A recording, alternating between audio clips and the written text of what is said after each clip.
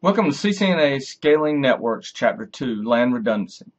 In this chapter, we're going to discuss how to build redundant networks. In particular, we're going to look at Layer 2 redundancy and how you can build redundant links without creating Layer 2 loops. We're going to do that by looking at the spanning tree protocol and its many different varieties. We'll then move on to look at how to make redundant gateways or default gateways for our hosts using first hop redundancy protocols.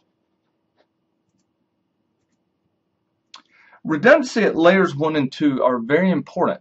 There's a problem, however. If you actually build a network as shown in this diagram and you were to send out a frame, the problem with frames are that they do not have any type of time to live field. So a frame that goes out and is actually going to create or be part of a loop, there's no way for the switches to decrement the TTL field because there's simply not one in an Ethernet frame. What we want to do then is we want to build redundant links where one of those links stay down so that there is not an actual loop until you need it to come back up as a redundant link.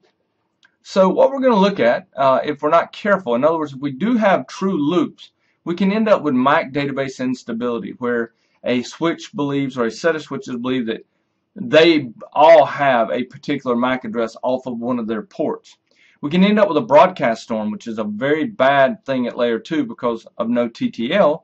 That storm will just propagate until you can actually overwhelm the switch and cause your network to be inaccessible.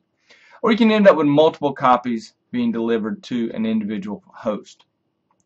Now what I want to do is first start off and look at when you send out a broadcast, remember that switches with broadcasts, and they are obviously a broadcast is sent to the all F's MAC address. And when a switch sees that, it then forwards it out all ports except the port it came in on. Well, the problem with that is, remember, here we see an example of switch 3 gets a broadcast, so it sends it out over to switch 2, or switch 1. Switch 1 then sends it out to switch 3, and then you see we now are having this broadcast continue around the network, and there's no way for that to stop.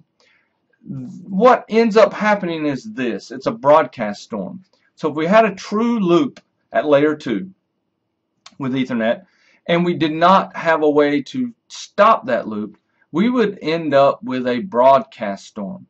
So you see here, all of a sudden, it just continues to propagate, and eventually the result will be your network is overwhelmed and you can no longer send anything on the network.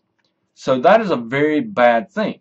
Now we want redundant links, but we do not want a loop to occur.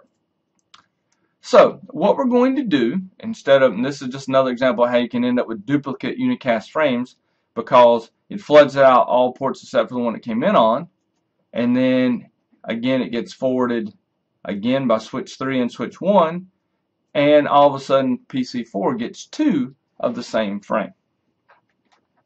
So we've got to figure out a way to break one of these two links or to not allow data traffic to flow across them, but then have that link come back up in the event a primary link failed.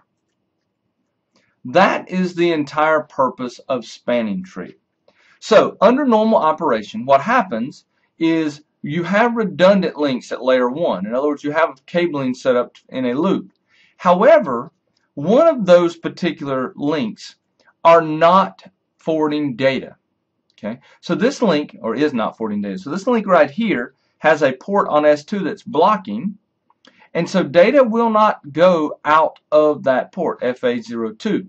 Now, because of the way Ethernet works, we cannot assume that F02 does not have host on this link here. There are some varieties of spanning tree we can set as point to point, but for normal STP, traditional STP, you cannot assume there are no hosts here, so we need this port to be forwarding and one port to be blocking. Now, this will be fine. If a broadcast goes out, it goes out to all ports except for the one it came in on.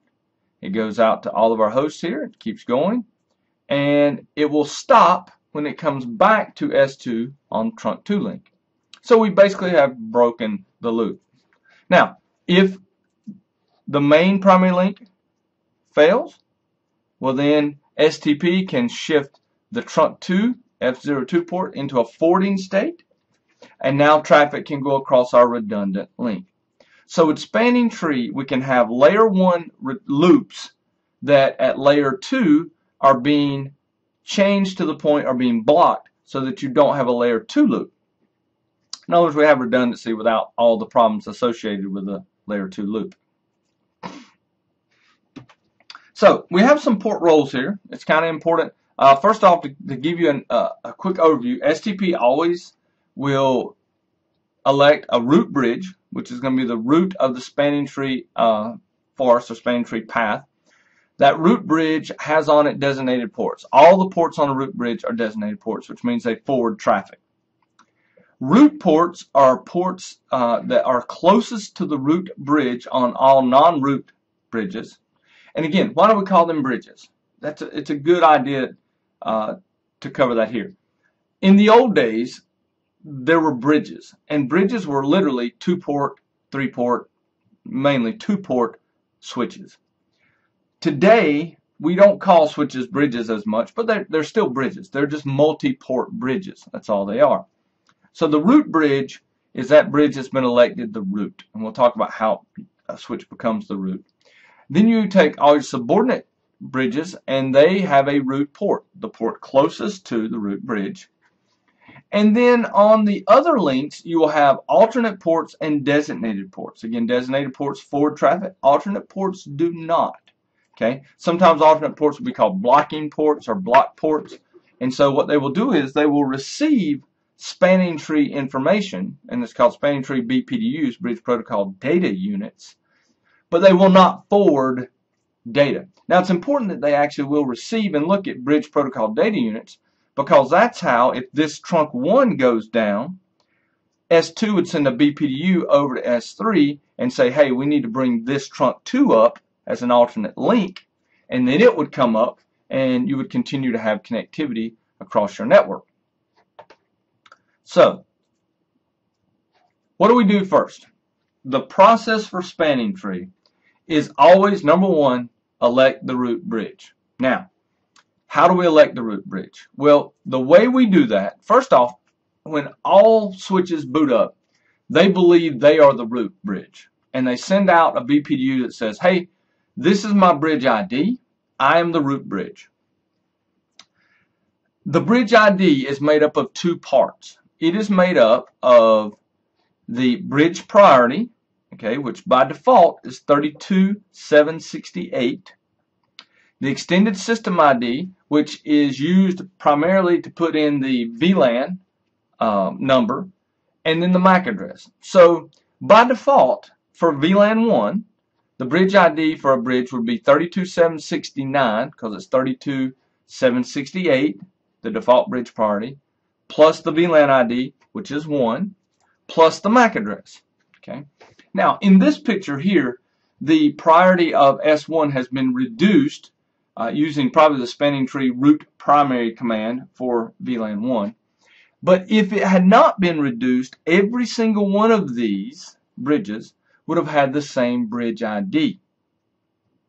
If that occurs, so let's imagine that this was 32769 also, you then look to find the lowest MAC address. Now, here's how to remember this. If someone walked up to you and said, you must jump off a bridge, okay, I'll give you $1 million to jump off a bridge, any bridge, you would go and find the lowest bridge you could find and step off into the water or off onto the ground and collect your $1 million.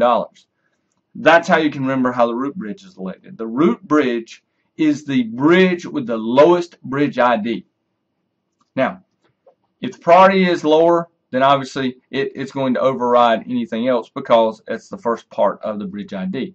But if the bridge priorities are the same, which by default they are, be 32769, then you look at the MAC address, and whichever one has the lowest MAC address would become the root bridge. All right. So, step 1, elect your root bridge. The next item that will occur, once you've elected your root bridge, you're going to need to determine, and I'll slide back here and show you these. Once the root bridge is elected, you've got to determine on the other ports, okay, the other switches, what port will be their root port. You do that by looking at the cost of the links. Now, It used to be with IEEE specification, any link 1 gig or greater in speed would have the same cost of 1 in spanning tree. Now, with the revised IEEE specifications, 1 gig has a cost of 4, 10 gig has a cost of 2, 100 megabits per second has 19, and 10 megabits per second has 100. But you will then figure out, and by the way, you can configure the cost if you want to change it. Only do that if you are doing it for a very specific reason and you want to force a particular line to have a cost. But here we have, notice, we're going to sit down and say, okay, we've got our root right here. S1 is the root. It's got the lowest bridge ID. Now we need to figure out which of these ports on S3 and S2 are going to be the root ports. So we look at cost. Well, path 1, okay, assuming it's fast Ethernet, has a cost of 19. Path 2 for S2 has a cost of 38. So F01 will be my root port, and it will go into a designated port state, and we'll begin forwarding. It will be able to forward traffic. Likewise, S3 would look at its pass to the root bridge and decide that F01 has a cost of 19. F02 has a cost of 38. Okay, and you can actually see those. Here's your cost by doing show spanning tree. And we'll show you the cost of an individual link. And I'll also tell you what the role is. Okay, it's a root port designated. Okay, so we know now that this is root and this is designated, and we'll learn why that became designated in a moment. So here we have again. Here's our root port. Okay, first off, number one thing we do, we elect our root bridge. That's going to be S01. Okay. Then we're going to look. Those are designated ports because we know all ports on the root bridge are designated. They forward traffic. We're going to figure out, due to the cost, that S3 and S2's FA01s are the root ports. They're the lowest cost path to the root. And then now we need to decide on this backup link which side is going to be designated and which side is going to be alternate or blocking. And you do that by looking at the bridge ID. Okay. So we look at the bridge ID, we talk to each other, and we're going to find out that because S2 has a lower bridge ID, okay, the bridge ID for S2 is lower, you're going to have S2 become the root bridge. Not root bridge, excuse me. It's going to have the designated port. The opposite side on S3 will then be the alternate port. Okay, and again, that's the entire process for spanning tree. It's important, though, that you do control root bridge election if you want your core or your distribution switches to be the roots, well, especially distribution, to be the roots of your networks. Now, port priority, you also can set it up to where port priority, individual ports can have a higher priority. By default, the port priority is 128 on a port. So what you could actually do is, by default, and that's where we did here, by default, it looks at the bridge ID because the port priorities were the same. So F02 and F02 both had a priority of 128. So it then uses the bridge ID to determine that S2 has the lower cost, has a lower bridge ID, and will therefore be the designated port. There is an item called port priority, and if you happen to have changed that, you can affect how which end becomes the root port or the alternate port of the designated port. So in other words, I could go into S3 and set its priority to something other than 128, make it lower, and then you could go in and it would become the designated port versus the other. So again, just go in and set F02 to a lower priority than 128, and then that would override the bridge ID, and that F02 would be designated, and F02 on S2 would be alternate, which is in a blocking state. Now these are the protocol fields for BPDUs, Bridge Protocol Data Units, and this is what is used to send out the information about spanning tree. In other words, when I send out the information that says, when all the switches boot up and they send out a BPDU saying, I am the root, it has protocol ID in it, it has the root ID, it has the bridge ID of the root that, or the bridge that sent out this BPDU, and then that's how you use that information to determine who's actually going to be the root. Obviously, everyone sends out a BPDU saying I'm the root with their bridge ID, and then they see everyone else's BPDU, and they see that someone is lower than them, and at that point they go, nah, I'm not the root, that's the root. And that's how the process takes place. So here again, all switches initially think they are the root, so they send that out and everyone gets it. They will then suddenly go, wait a minute, you know what, someone's got a better bridge ID than me, a lower, so I am not the root anymore.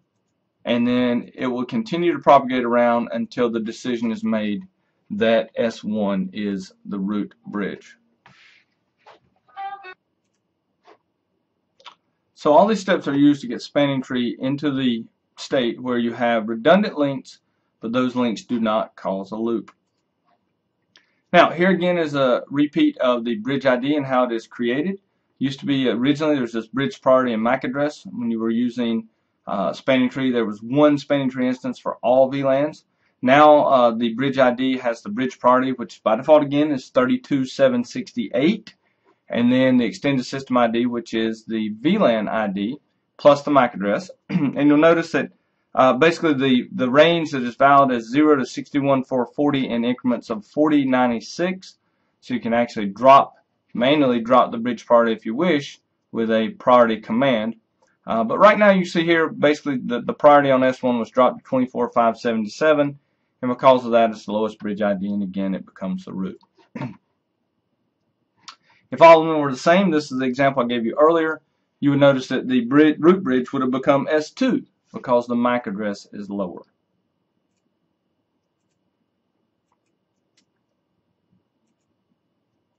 Now, this is a discussion on the many different types of spanning tree protocols.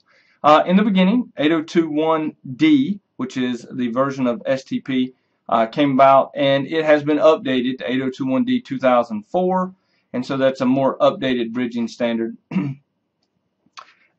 Originally, STP was one spanning tree per all VLAN, so it's a common spanning tree. That was changed with Cisco's implementation. Cisco brought in a proprietary enhancement of STP called PVST, per VLAN spanning tree plus, so that there was a separate instance of spanning tree for each VLAN. Now, of course, that does take a little more resources, memory and CPU on the switches or the bridges, but at the same time, it also allows you to set switch 1 to be the root for 4 VLANs and switch 2 to be the root for 3 more VLANs, and break up the amount of work being done by an individual switch, which STP, the original version, would not allow. Now, we also do have RSTP, which is Rapid Spanning Tree, 802.1w, which is a faster version of spanning tree. It actually implements some of the same characteristics of PVST plus, such as port fast. And what port fast is an item that you put on an access port. And what happens is typically when you plug in a PC to a switch port, you'll see it go amber. And that port is amber for up to 50 seconds. And that's because the port is going through blocking, listening, learning, and forwarding. It's going through those states to see if another switch is on the other side and if it needs to go through the entire spanning tree process for that port. Well, if you know that port, let's say port 1, is going to be attached to a PC and never to a switch, you can give it spanning tree port fast, and when you do that, you plug it in, it immediately goes into a forwarding state. Now, it still listens for BPDUs, and if it hears one, it'll put it into a blocking state and go through all of the blocking, listening, learning, and forwarding. But if not, if you know it's going to be a host on that access port, you just plug it in and boom, you got access. So some of those were proprietary items that were put into PVST plus that have moved into other versions, later versions of spanning tree. So we do have Rapid PVST plus, the Cisco's enhancements of RSTP, separate instance again of 802.1w per VLAN, and each instance supports port fast, BPDU guard, BPDU filter, root guard, and loop guard, which some of those are beyond what we talk about in this particular class. Here we can see the different varieties. STP, which is 802.1d, which was updated in 2004. Low resources, slow to converge, but there's one tree per VLAN. PVST plus, Cisco, has high resource needs. It's slow to converge and has a per VLAN tree calculation. RSTP, notice that that is still 802.1, it's medium resources, fast convergence. It still has one instance per all VLAN, so it's a common spanning tree. Rapid PBST Plus, which is very high resources needed, but it's fast, and it's a per VLAN spanning tree. And then MSTP, which is a version that allows you to do up to 16 instances of RSTP 802.1 and can combine multiple VLANs into them. So it's also a Cisco implementation. Now, newer versions of Cisco switches running iOS 15 run PBST Plus by default. That's important to know, is that it does PBST Plus by default. So PBST Plus, again, we're going to have an individual instance per VLAN, so we can set S1 to be the root for VLAN 1 and S3 to be the root for VLAN 20 or VLAN 10 and VLAN 20. We can also then make S1 the secondary for VLAN 20 and S3 the secondary for VLAN 10, and we'll allow for some redundancy in that situation. Now, the beauty of PBST Plus is we do have optimal load balancing, and each individual spanning tree instance will support one VLAN. Now, it's only a problem if there are a large number of VLANs, and honestly, as we have moved away from flat layer 2 networks, spanning tree is large spanning tree implementations are not as important. In other words, for instance, on our campus, we used to have a flat layer 2 where our VLANs went between buildings. In other words, everything went down to the core. All VLANs were basically, our network was layer 2 connections from the core to our buildings. Now what we do is we have layer 3 connectivity from the core to the building, and then all the VLANs, other than where we tunnel back a wireless VLAN, all the VLANs actually stay inside the building. Everything outside the building that leaves the building is routed. It's not layer 2. So we still have spanning tree inside the building to ensure we don't accidentally create a loop, but we don't have a large entire enterprise network spanning tree layer 2 that we used to have. And that's reduced the necessity of spanning trees somewhat. It's still very necessary. Don't turn it off. But it is not, the large implementations have fallen out of favor as we've gone to a routed network. Now, some of our different states, I told you about blocking, listening, learning, forwarding. Blocking, you can listen to, can see BPDUs, but cannot receive data, cannot forward data frames, and cannot learn MAC addresses. Listening, same thing. It listens for BPDUs, but it cannot do any of the other items in this list.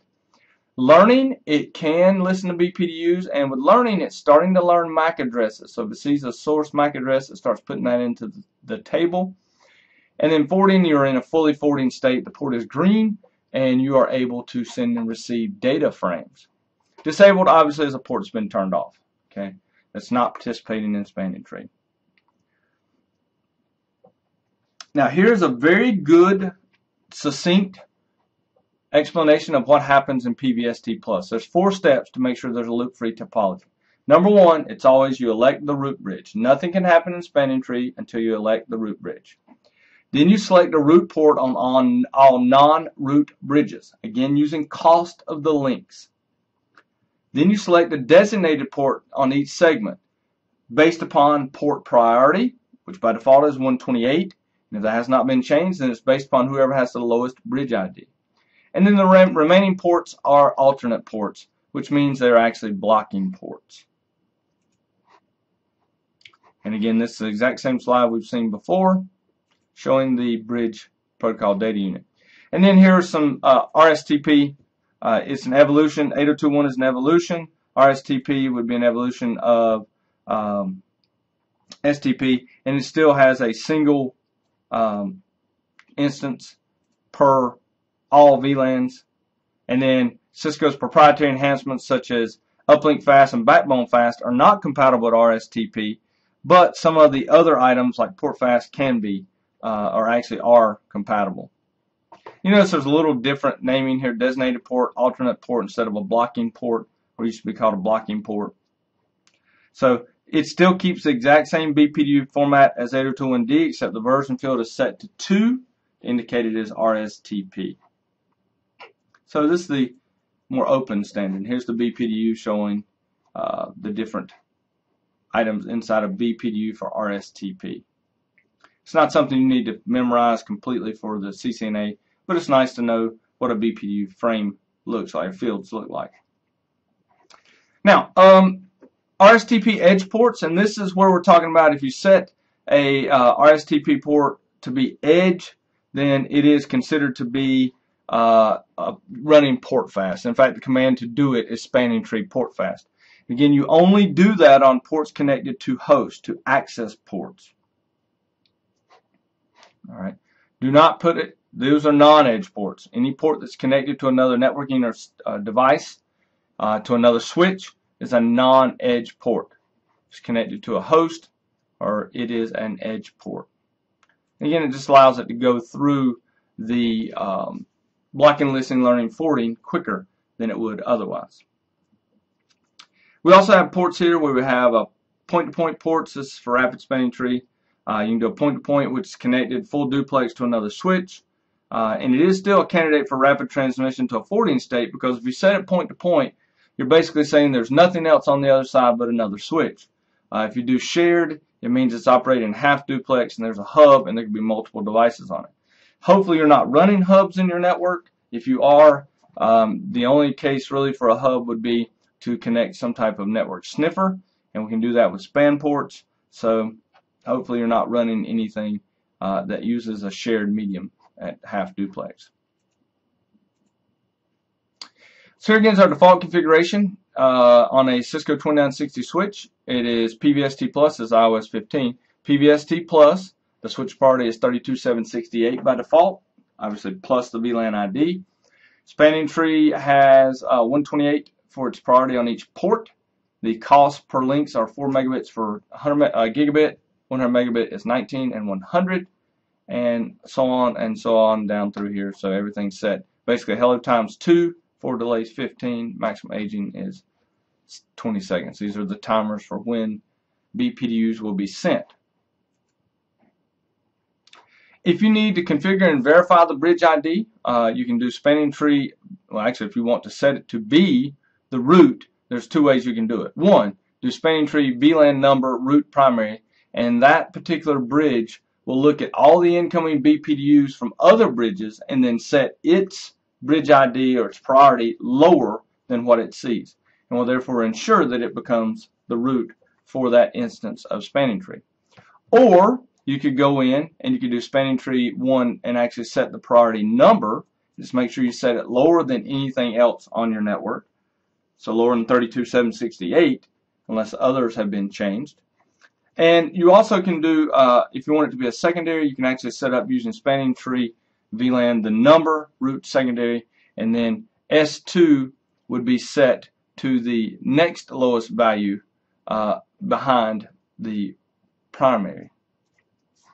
If you do a show spanning tree, you can see what the bridge priority is, and here it says S3, this bridge is the root, and here's the priority. So we know it's 24,576 plus 1, so this is for VLAN 1, and obviously it shows you here for VLAN 1. Port fast and BPDU guard. If you put port fast onto a port, it will transition quickly to forwarding. If you have BPDU guard on the ports, what will happen is spanning tree BPDU guard enabled. When it sees a BPDU, it will put the port into a blocking state and start running through the listening, learning, and then forwarding for that port. So typically we do spanning tree port fast, spanning tree BPDU guard enabled, and that will keep you from accidentally plugging a switch into what you thought was an access port and causing a loop. And then here's load balancing, like I talked about before. S1 is the primary for 10, secondary for 20. S3 is primary for 20, secondary for 10. And you basically just go in and say root primary for 20, root secondary for 10, and vice versa on S1. And you will have this redundancy in case one of those switches fails. You can quickly have the other one take over as root. This is another way you can do it. Okay, you just drop it using the priority command. It's just as easy though to use root primary and root secondary. All right. So basically, if we want to configure PVST plus, we go into global config and do spanning tree mode rapid PVST. Then we can go in and set our link types, point to point, for link ports that are port to port or point to point. And you can do clear the spanning tree protocols to clear the detect STP and have it redo the STP calculations. And see here, spanning tree is RSTP, and you can see that it is running RSTP, PVST plus, rapid spanning tree.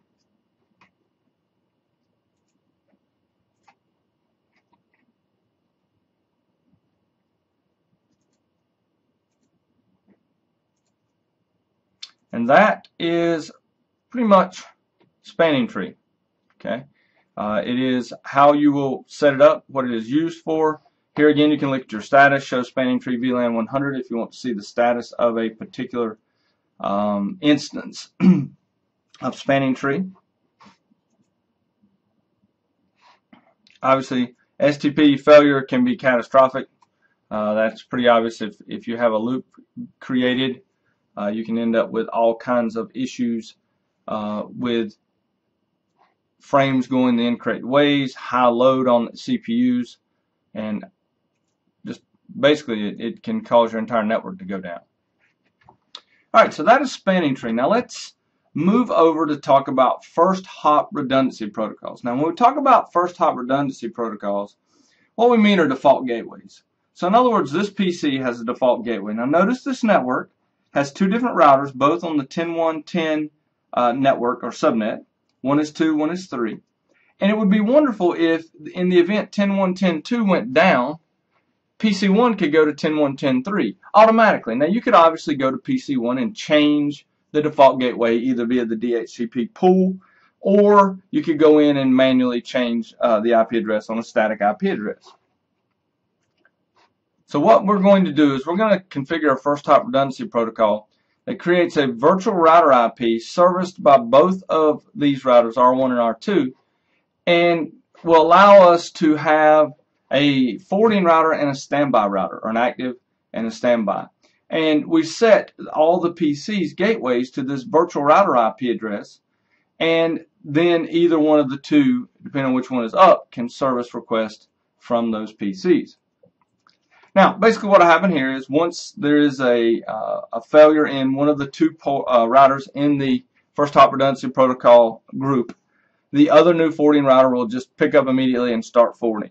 Both are listening to the virtual MAC address associated with the virtual router, so they can very quickly take over in the event one of the two fails. So we have basically these protocols available to us. HSRP, Hot Standby Router Protocol, which is a Cisco proprietary first hop redundancy protocol for IPv4. And in it you have an HSRP group where you have your virtual router, you have an active, and you have a standby router.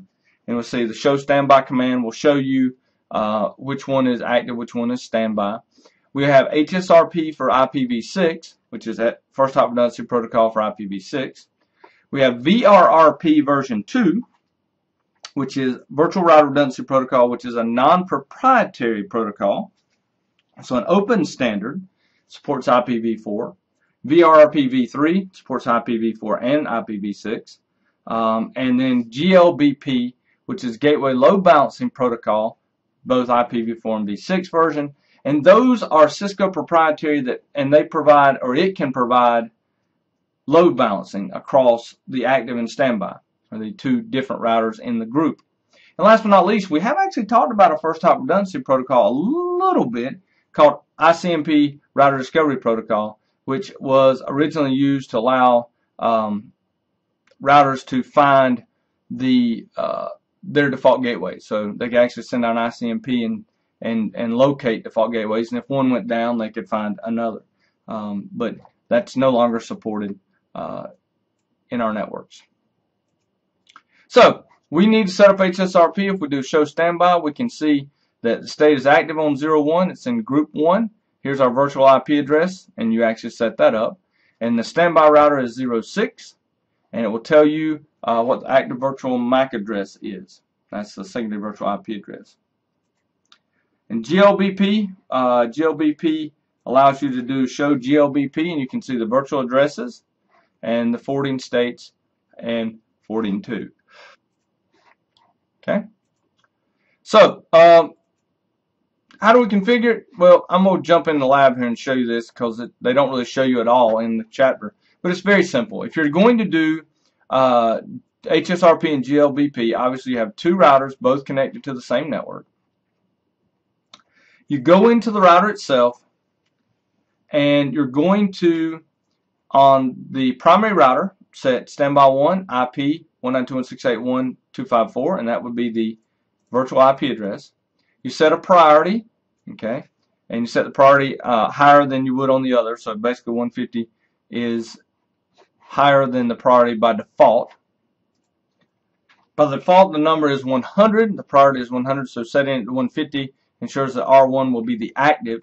Standby 1 preempt will allow R1 to become the active router again if it fails and then comes back online. So preempt, if you don't have that command, what will happen is you have an active and a standby. So router 1 is active, router 3 is standby. If router 1 goes down and router 3 becomes active, and router 1 would come back up. Without preempt, router 1 would be the standby, and router 3 would continue to be the primary, or the active. With preempt, when router 1 comes back online, it'll take back over as active, and router 3 will go into the standby. Then you can do the show standby command, and you can see that you have your group 1, and that's what this number is. 1 is the group that you're part of. And it will allow you to have HSRP running. So it's very, very simple.